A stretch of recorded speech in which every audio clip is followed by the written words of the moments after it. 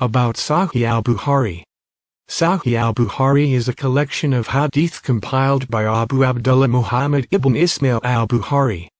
His collection is recognized by the overwhelming majority of the Muslim world to be one of the most authentic collections of the Sunnah of the Prophet.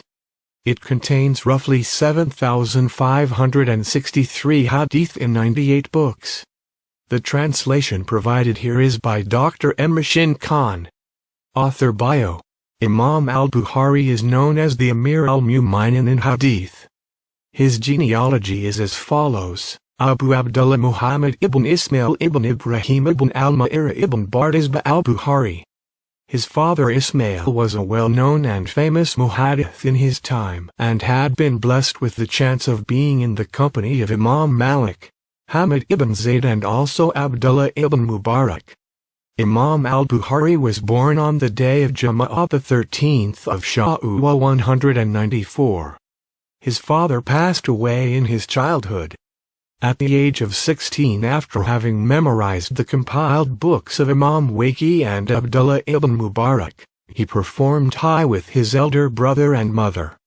After the completion of Hajj he remained in Makkah for a further 2 years and upon reaching the age of 18 headed for Medina, compiling the books Qadhi as-Sahaba wa at-Tabi'in and Tariq al-Kabir. Imam al-Bukhari also traveled to other key centers of Arabia in search of knowledge like Syria, Egypt, Kufa, Basra, and Baghdad. Imam al-Bukhari first started listening and learning ahadith in 205 AH, and after benefiting from the ulama of his town he started his travels in 210 AH. His memory was considered to be one of a kind. After listening to a hadith he would repeat it from memory. It has been known that in his childhood he had memorized 2,000 hadith. There are a number of books compiled by Imam al-Bukhari. His Sahih is regarded as the highest authority of the collection of hadith. He named this book al-Jami al-Musnad as Sahih al-Mukhtasar min Amuri Rasulullah. He sallallahu alayhi wa sallam wa sunanhi wa ayamhi. After he finished, he showed the manuscript to his teachers Imam Ahmad ibn Hanbal for approval, along with Ibn al-Madini, and lastly Ibn Mayn.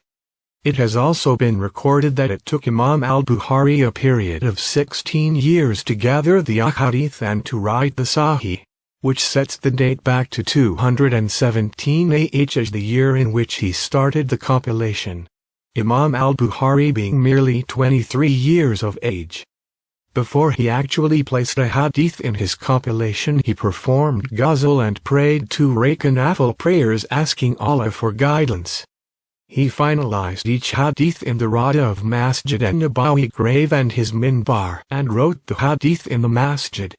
Only after being completely satisfied with a hadith did he give it a place in his collection.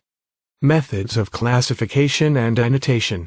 Imam al-Bukhari imposed conditions which all narrators and testifiers in the hadith's chain must have met before a hadith was included in his book. 1. All narrators in the chain must be just. 2. All narrators in the chain must possess strong memory, and all the muhaddithin who possess great knowledge of ahadith must agree upon a narrator's ability to learn and memorize, along with the reporting techniques. 3. The chain must be complete without any missing narrators. 4. It must be known that consecutive narrators in the chain met each other. Imam an-Nawawi relates that all scholars in Islam have agreed that Sahih al-Bukhari has gained the status of being the most authentic book after the Quran. Sahih al-Bukhari consists of 7,563 ahadith including those ahadith which have been repeated. Without repetitions however, the total number of hadith is around 2,600. His students. In the year 864,250, he settled in Nishapur. It was there that he met Muslim ibn al-Hajjaj, who would be considered his student, and eventually collector and organizer of the hadith collection Sahih Muslim, which is considered second only to that of al-Bukhari. His death. Political problems led him to move to Kartank, a village near Samarkand, where he died in the year 256 AH 870 AD.